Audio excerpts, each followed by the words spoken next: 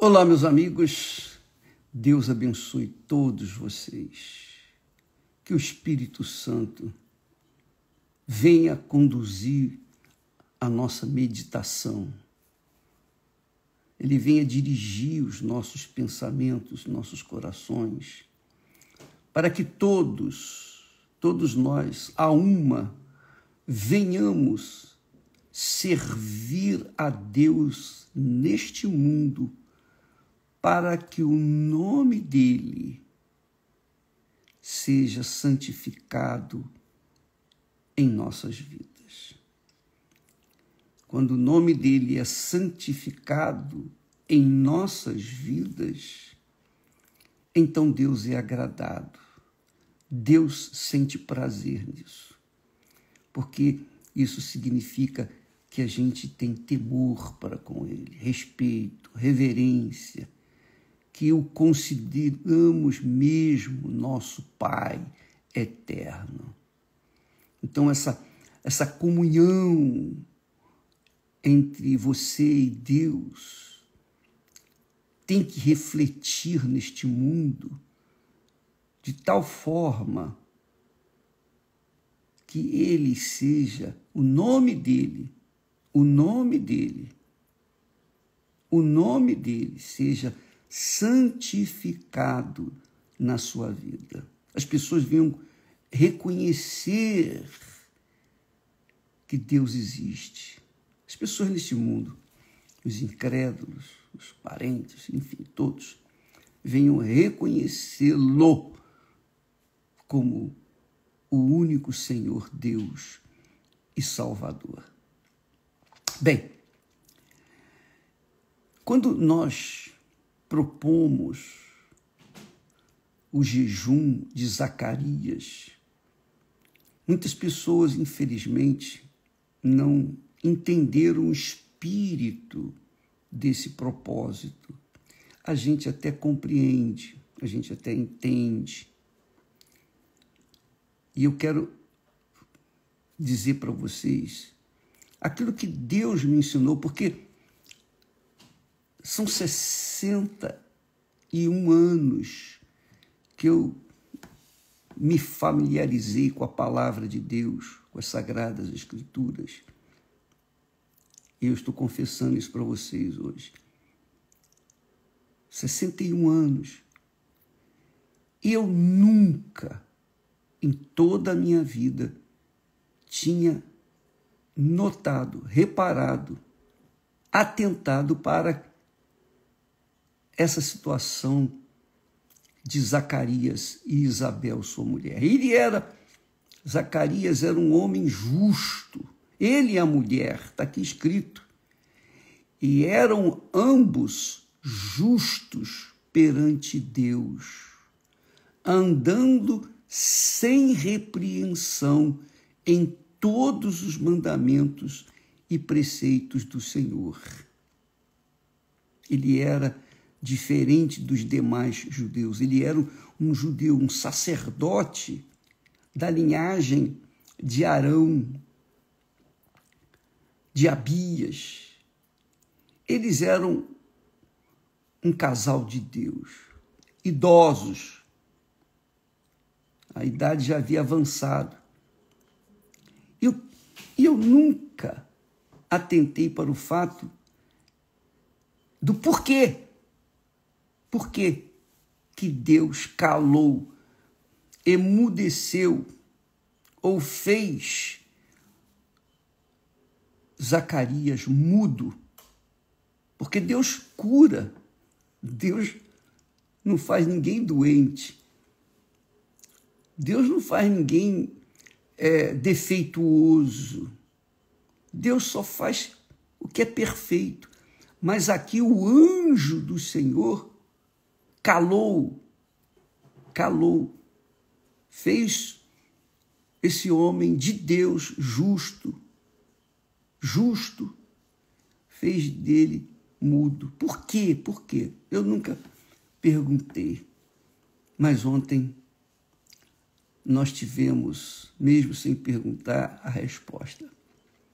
É interessante, muito interessante isso, porque Para mim, isso é uma lição extraordinária. Por que que Deus fez o seu servo justo? Tanto ele quanto a mulher dele eram justos, mas Deus falou com ele. Deus se revelou sozinho para ele. E ele, Zacarias, não creu tanto na palavra de Deus enviada pelo anjo. Então, Deus o fez mudo, até que as profecias se cumprissem. Depois ele falou, claro, quando João Batista nasceu, perguntaram qual vai ser o nome dele, vai ser esse, fulano, beltrano? Não. Aí ele abriu a boca e disse, João é o nome dele, porque Deus é quem havia dado esse nome. Minha amiga e meu caro amigo, o que eu aprendo com isso? Eu aprendo o seguinte, que Deus revela para a gente algo tão glorioso, tão extraordinário, que quando ele revela, se é algo para o propósito dele, como foi o caso de João Batista vir, ele era o precursor de Jesus, veio a ser o precursor de Jesus, preparou o caminho de Jesus, o homem que Jesus disse, olha, dentre os nascidos de mulher, não houve ninguém igual João Batista. Quer dizer, nem Moisés, nem Abraão, nem Isaac, nem Jacó, nem Noé, ninguém, nem Jó, ninguém foi tão importante quanto João. Ele já nasceu eunuco, ele foi feito eunuco, só para servir a Deus, só para preparar o caminho do Senhor. E qual foi o fim dele? Prisão, e foi decapitado dentro da prisão. Novo ainda. Mas ele fez a parte dele. Ele fez o que Deus queria que fosse feito. Essa revelação de quem seria João, Deus não queria que ninguém soubesse que ele viria, que era João, embora as profecias apontavam para um homem que viria preparar o caminho do Senhor. Mas, quando Deus, por meio do anjo, revelou essa gloriosa revelação, informou para ele, para Zacarias, para que Zacarias não viesse a divulgar, a falar e e frustrar os planos de Deus, eu creio assim, mas você pode crer do jeito que você quer, cada um tem a sua fé, mas eu creio assim.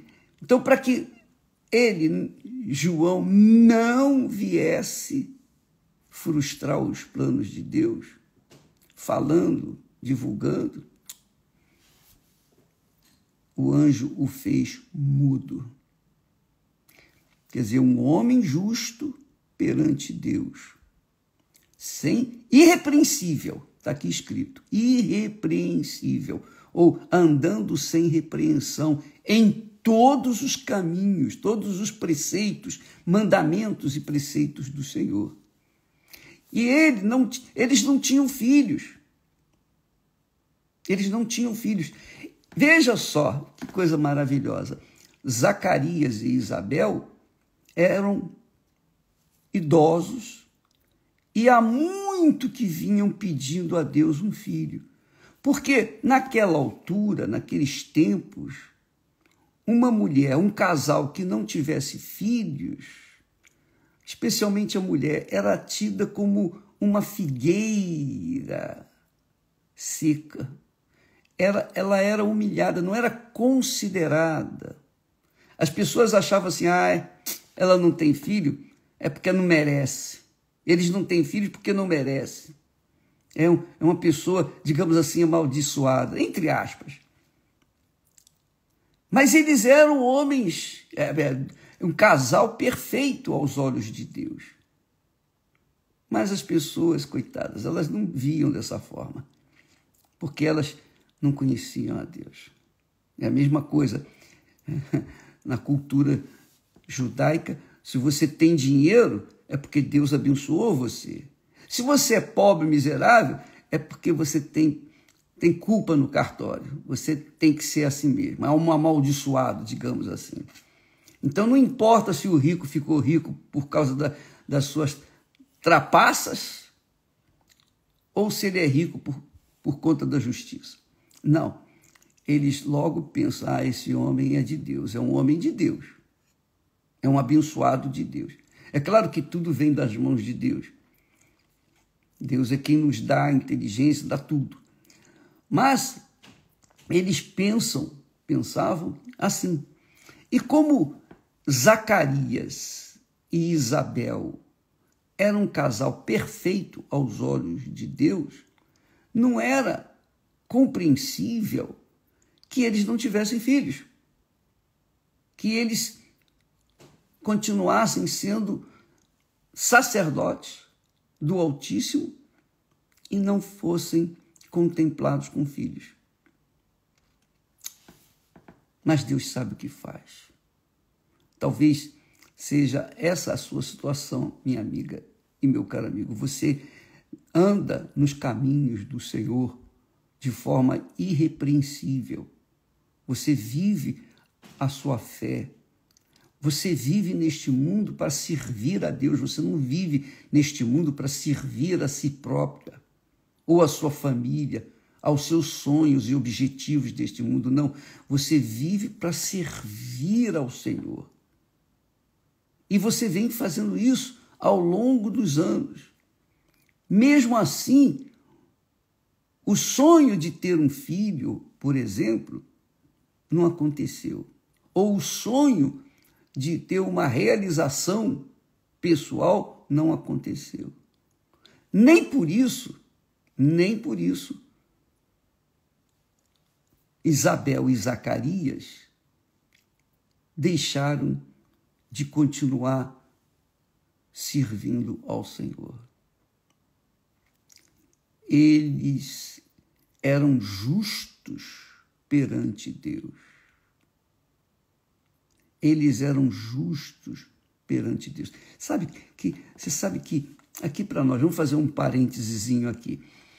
Quando você lê a Bíblia, não lê correndo, não. Não lê com pressa, não. Não lê com ansiedade de chegar no fim da página, não. Do capítulo, não.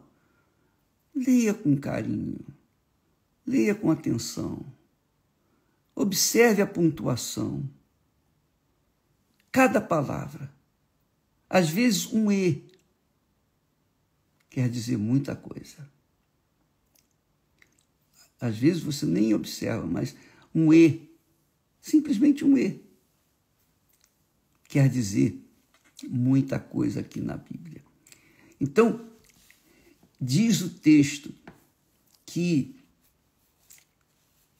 ele era sacerdote. Sua mulher era das filhas de Arão. Arão era irmão de Moisés. Arão era o sumo sacerdote na época de Moisés. E o seu nome era Isabel.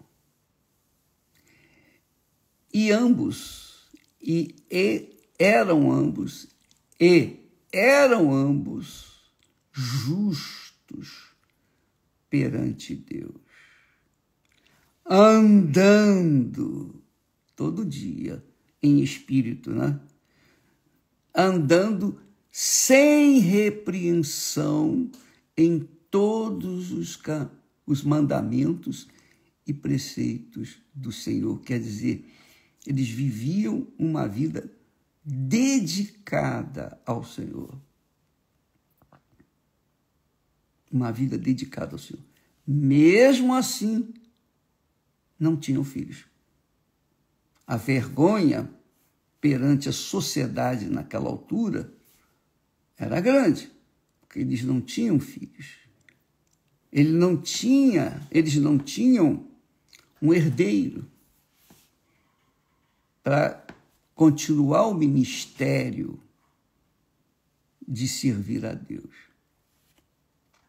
Ainda assim, eles não reclamavam, eles não lamentavam, eles não ficavam falando para os outros, olha, fulano, Deus não me ouviu. Não, lamentar, murmurar, nada disso. Nada disso. Porque a murmuração, os lamentos, as reclamações que a gente faz com a nossa boca, no fundo, está dizendo assim, meu Deus, o Senhor é grande, mas não é tão grande assim, não. Em outras palavras, o Senhor é todo poderoso, mas o Senhor não pôde ainda, por algum motivo, o Senhor não fez isso e aquilo que eu tanto quero. O Senhor não realizou o meu sonho, os meus sonhos. E começa a falar bobagens, abobrinhas, jogar conversa fora, conversa fiada para boi dormir. Pois bem, chegou o momento em que Deus enviou o anjo dele.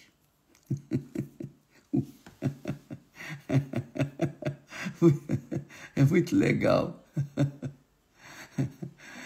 O anjo não era um anjo qualquer. O anjo era o anjo Gabriel. Se eu não me engano, foi esse anjo que também falou com o profeta Daniel. Se eu não me engano, se não me falha a memória. Mas isso aí são detalhes. Também o nome não importa se é o profeta Daniel, se é o profeta Samuel, enfim. O que importa é o seguinte, que esse anjo foi destinado para levar boa notícia para ele. Revelar para ele o que viria a acontecer. E ele, mesmo ouvindo, veja só, ele era um homem justo, junto com a sua esposa. Ele era um homem irrepreensível, que andava nos caminhos, nas leis, nos mandamentos de Deus. Era sincero, já eram velhos, quer dizer, não era criança mais. Mesmo ouvindo, vendo o anjo e ouvindo da sua boca o que Deus iria fazer, ele ainda fez a pergunta. Ele disse: como saberei isto? Como saberei isto? Coitado. Como saberei isto? Pois eu já sou velho. Sim, você é velho, mas você não se esquece que Abraão também era velho. O anjo poderia falar com ele. Pois eu já sou velho, minha mulher avançada em idade. Quer dizer, mostrou as dificuldades, mostrou as condições que eles carregavam. Como é que vai acontecer isso?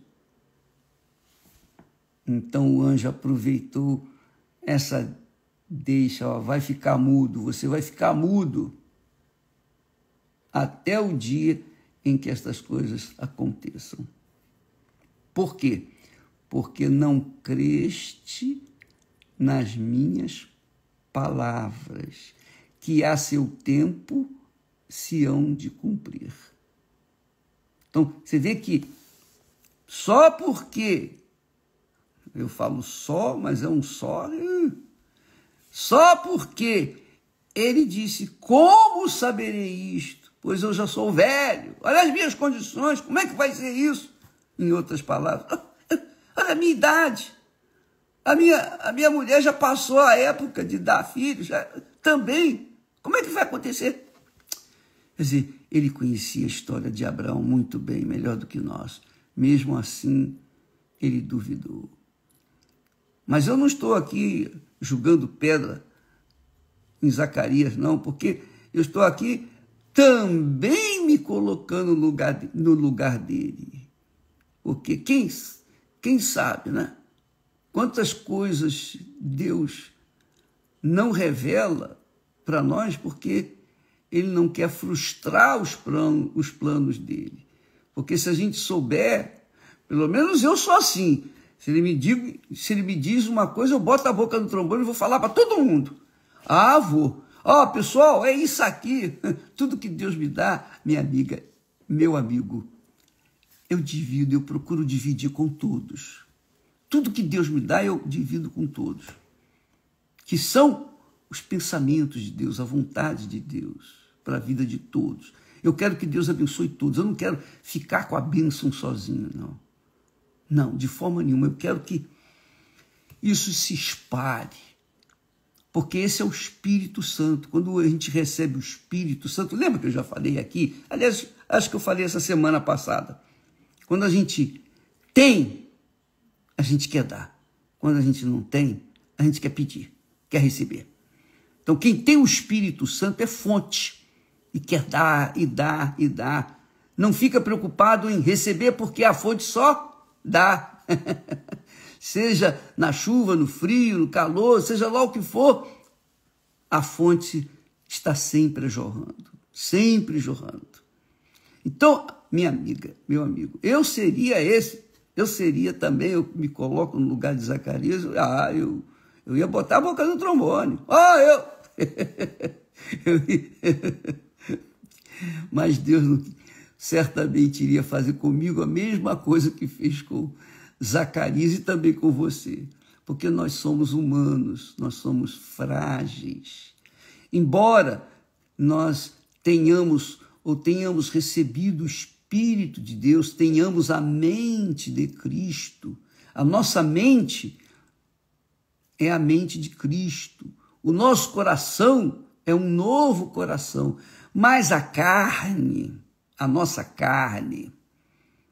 matéria, a nossa natureza continua sendo carne. Essa é a realidade. Continua sendo carne. Quando o apóstolo diz, se alguém está em Cristo, nova criatura é, essa criatura é espiritual. É no espírito e na alma. No espírito e na alma. Mas o corpo continua envelhecendo. O corpo continua fragilizado, sujeito às situações, circunstâncias deste mundo. Continua sendo carne. Paulo também fala, nós temos ouro dentro de nós, significando o Espírito Santo, mas num vaso de barro. Quer dizer, somos vasos de barro que carregamos ouro puro, quer dizer, o Espírito de Deus. Então, é claro que, por conta de sermos barro, mas barro mesmo, é que nós não podemos confiar no nosso barro, porque ele é barro. Muitas pessoas perguntam, bispo, poxa, eu recebi o Espírito Santo, mas eu estou doente. É o barro. É o barro que está doente, mas o Espírito está forte.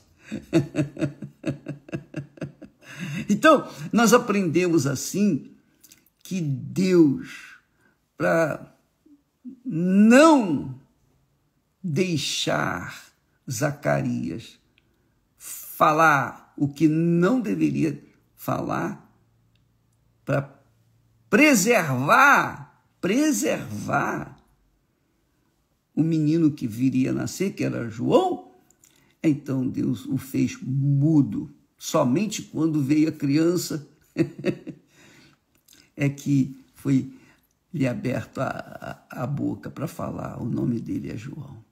Então, amiga e amigo, aprenda isso. A comunhão com Deus, a gente tem que estar em espírito, andar em espírito. E para a gente andar em espírito, a gente tem que negar a carne, a gente tem que negar o nosso eu.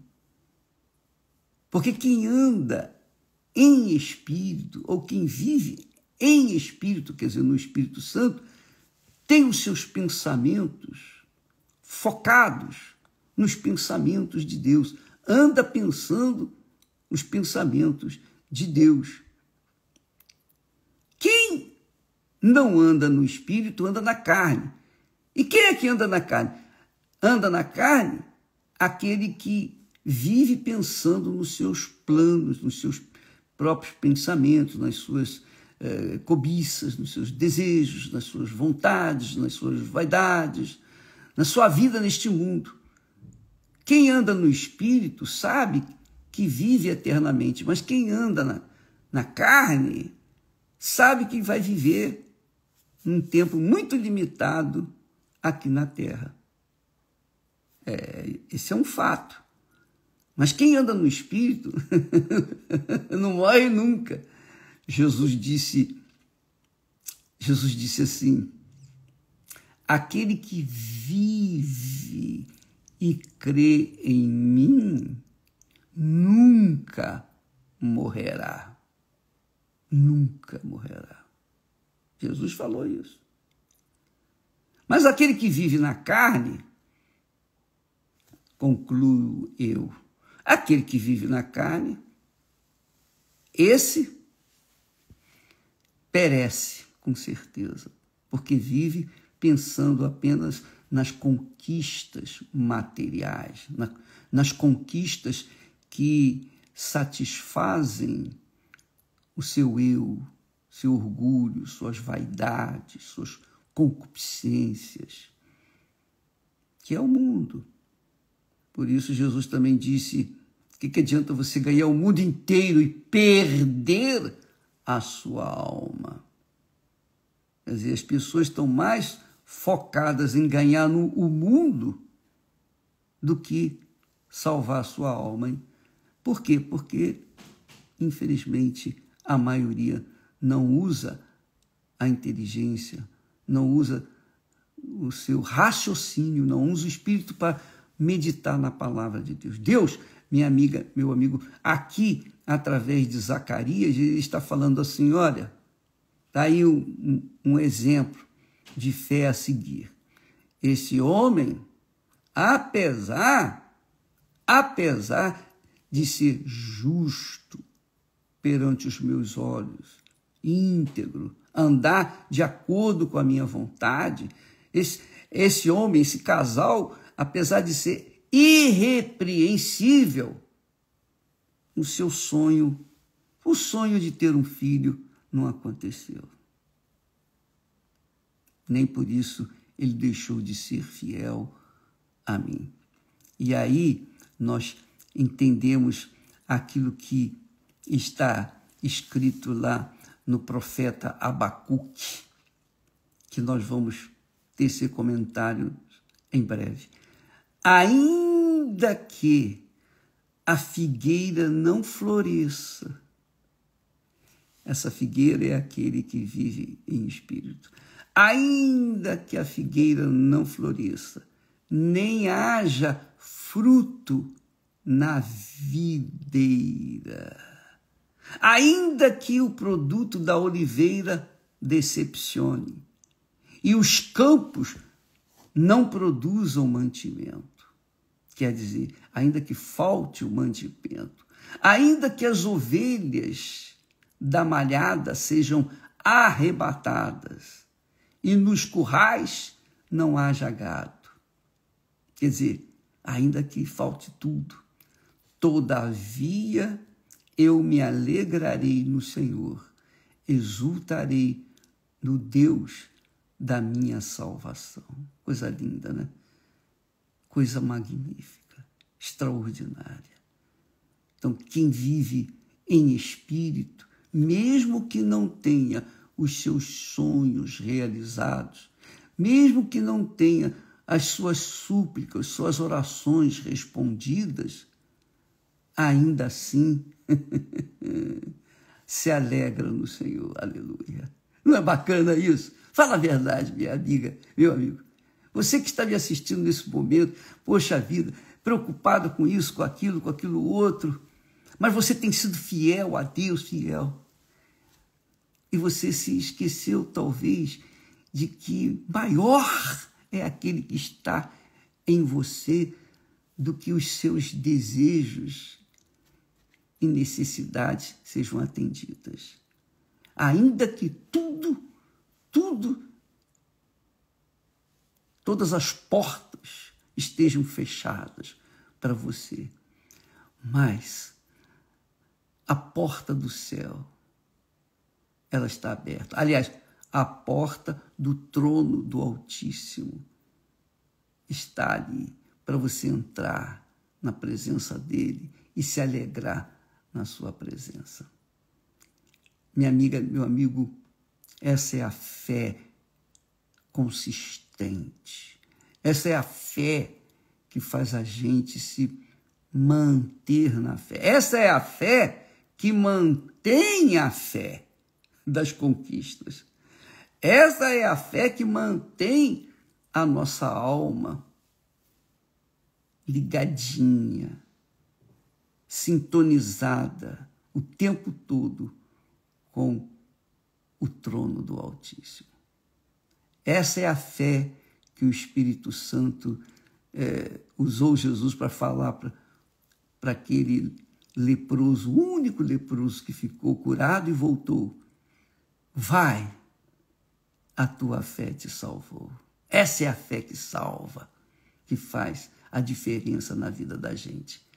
Ainda que tudo dê para trás, ainda que todas as coisas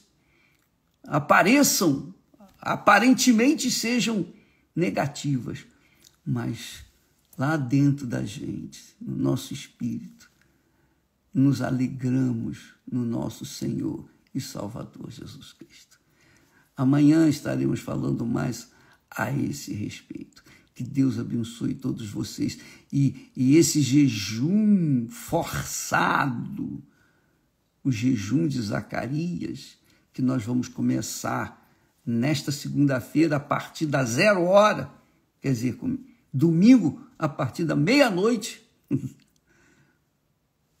quer dizer, segunda-feira, 0 hora, nós começamos esse jejum de... Aliás, eu já comecei. Eu vou dizer para você, e muitas pessoas já começaram, mas já negar, não, em vez de falar isso, não, isso aqui não vou falar, não, pensar mais um pouquinho, pensar 10 vezes antes de falar. Eu tô me segurando, porque eu sou como você, minha amiga, nós somos iguais, mesma matéria-prima é igual, a diferença é que nós servimos a Deus todo dia. E às vezes você serve a Deus quando vai na igreja, etc. Mas, de qualquer forma, em espírito você serve a Deus também. Mas que isso fique bem claro, bem claro. Vamos negar nesse jejum de Zacarias, vamos negar os maus pensamentos, os julgamentos, as palavras negativas, as irritações com terceiros. Vamos perdoar aqueles que nos têm feito mal. Vamos deixar de querer ou de pronunciar qualquer palavra que venha prejudicar outros, que venha fazer mal a outros. Antes, pelo contrário, vamos pensar sempre no bem-estar do nosso próximo, abençoar todos que estiverem ao nosso redor, perdoar aqueles que, por acaso, você tem aí alguém que você tem mágoa, então você começa a perdoar já, desde já. e viver uma vida. Se você não puder fazer o bem, você não vai fazer o mal. Você vai querer o bem. Se você não puder fazer o bem, pelo menos você quer o bem daquela pessoa. Então, esse jejum é um jejum difícil, mas promete mudar a sua vida. Porque aqueles que não têm o batismo com o Espírito Santo vão ser batizados. Com certeza, vão ser batizados. Por quê? Porque vão se esforçar, vão lutar contra a sua própria carne para agradarem a Deus. E não falarem nada que venha neutralizar tudo de bom que tem semeado. Tá bom? Deus abençoe a todos e até amanhã, em nome do Senhor Jesus. Graças a Deus.